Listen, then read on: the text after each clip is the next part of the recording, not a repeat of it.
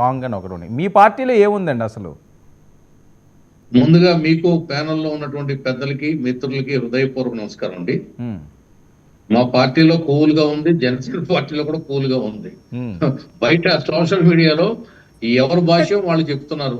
కొంతమంది వైసీపీ వాళ్ళు ఒకరి భాష్యం చెప్తున్నారు.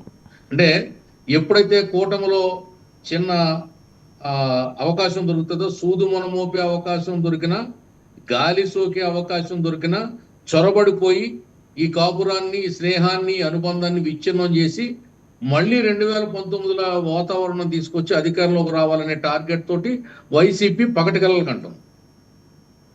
అది ఒకసారి మాకు అనుభవైద్యం అయింది కాబట్టి అటువంటి అవకాశం వైసీపీ పార్టీకి మా నాయకుడు చంద్రబాబు నాయుడు గారు కానీ, లోకేష్ గారు కానీ, పవన్ కళ్యాణ్ గారు కానీ ఎవరు రానిచ్చే పరిస్థితి లేదు, బీజేపీ కూడా.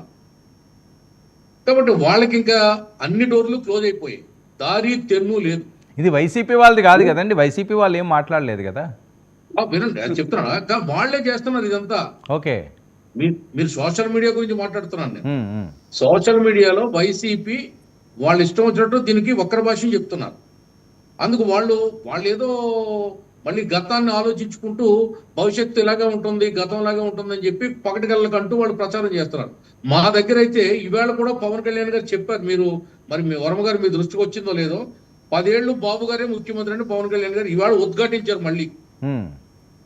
మరి ఏముందండి ఇక్కడ చెప్పండి. ఇప్పుడు ఓకే, ఏముంది? ఇప్పుడు పవన్ కళ్యాణ్ గారికి చంద్రబాబు నాయుడు గారు గురుతుల్యులు అనే మాట ఆయన పదే పదే చెప్తున్నారు.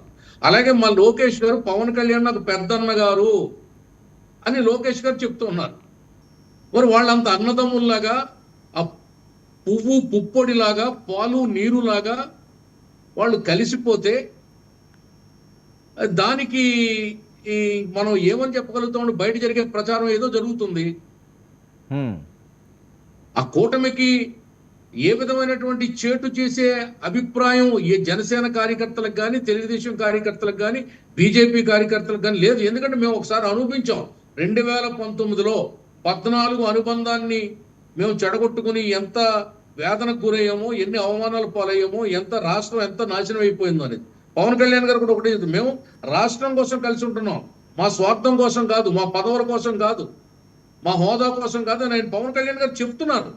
ఓకే, దీన్ని ఒక్కరి భాష చెప్తే మనం ఏం చెప్తాం చెప్పండి. Right, okay okay. రమేష్ గారు, ఎందుకండి వాళ్ళు బాగున్నారట కదా, మీరు ఒక్కరి భాషను చెప్తున్నారట, సోషల్ మీడియాలో ట్రోల్ చేస్తున్నారట, మీకు ఇప్పటికే తగిన శాస్తి జరిగింది, 11 సీట్లకు పరిమితం అవుతున్నారంటే మళ్ళీ ఇలాంటివన్నీ చేసుకోవడం ఎందుకండి? వాళ్ళు బాగానే ఉన్నారట కదా.